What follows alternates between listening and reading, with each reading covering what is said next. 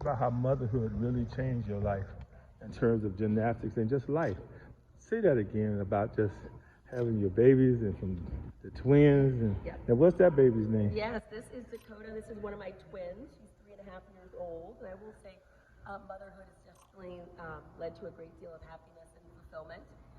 Something that I definitely didn't get from the sport of gymnastics, nor did I maybe expect to. Even standing on top of the podium and making history was a great feeling, but it doesn't compare to life as a mother and just knowing the impact that I can have on these little ones' lives and their sense of self and their self-identity and their esteem. And so it's been quite a gift. It's definitely, a lot of hard work for myself and my husband, but much more fulfilling than I could ever imagine. Also, we've heard around the world about the gymnastics team, but the first time since making a silver medal versus the gold.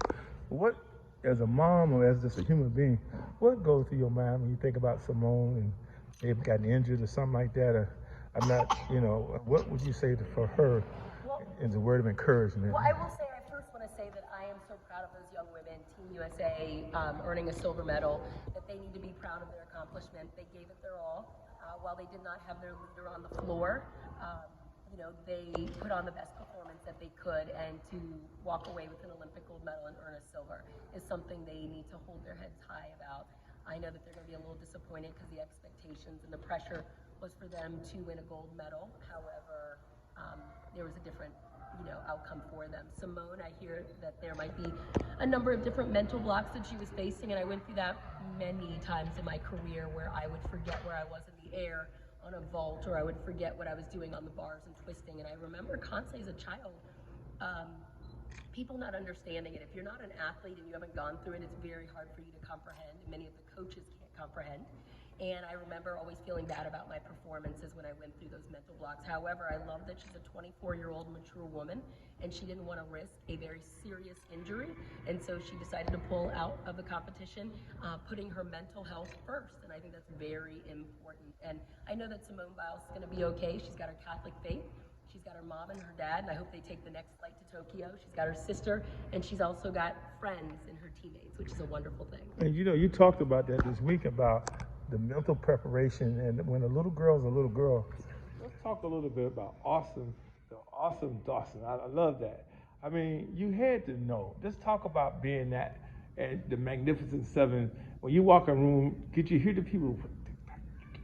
I mean, talk about that celebratory moment. The 1996 Olympics was definitely a spectacular experience, but it was an experience full of a great deal of pressure that I really would never want to experience again. Being a part of a history-making team, while it was a blessing to be a part of that team, the greatest thing that came out of it is the ability to inspire the next generation, not necessarily the next generation of gymnasts, but to plant seeds in the young lives that were looking up to us and helping them realize that if they dream big, they can accomplish those dreams. However, when I think back at the Olympic Games, I have a great deal of anxiety. There is no happiness, there is no fulfillment. There was a great deal of pressure and anxiety. That's how I feel about it.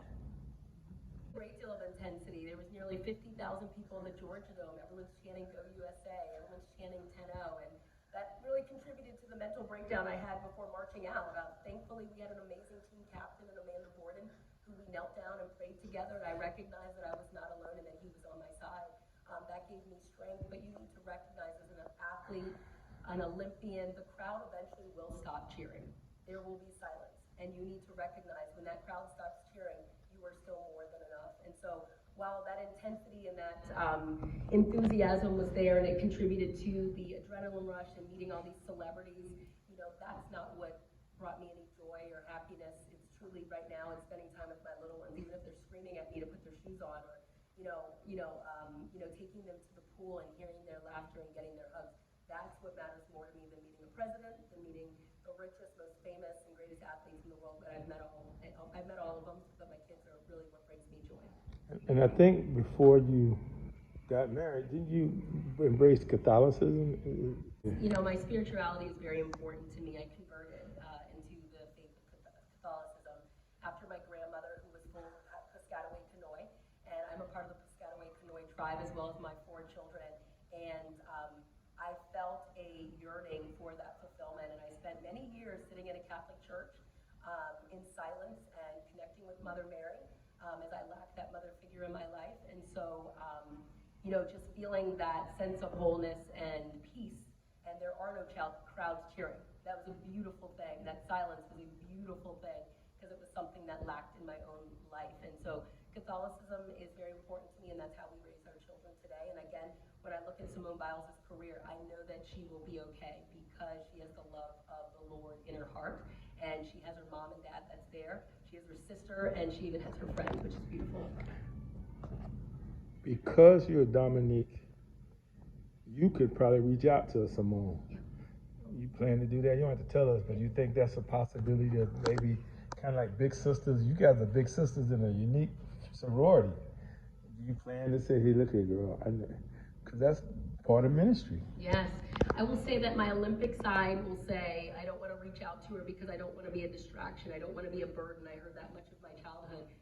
However, my husband will ensure that I reach out to that young girl to make sure that she gets those words of encouragement that I know that she's getting from her support system already, but because I've been there and experienced it, I wasn't as great as she was, in the sport of gymnastics, but I will just let her know that I'm there for her, and if she wants to chat or needs any words of encouragement, I'll give her that big hug that she needs.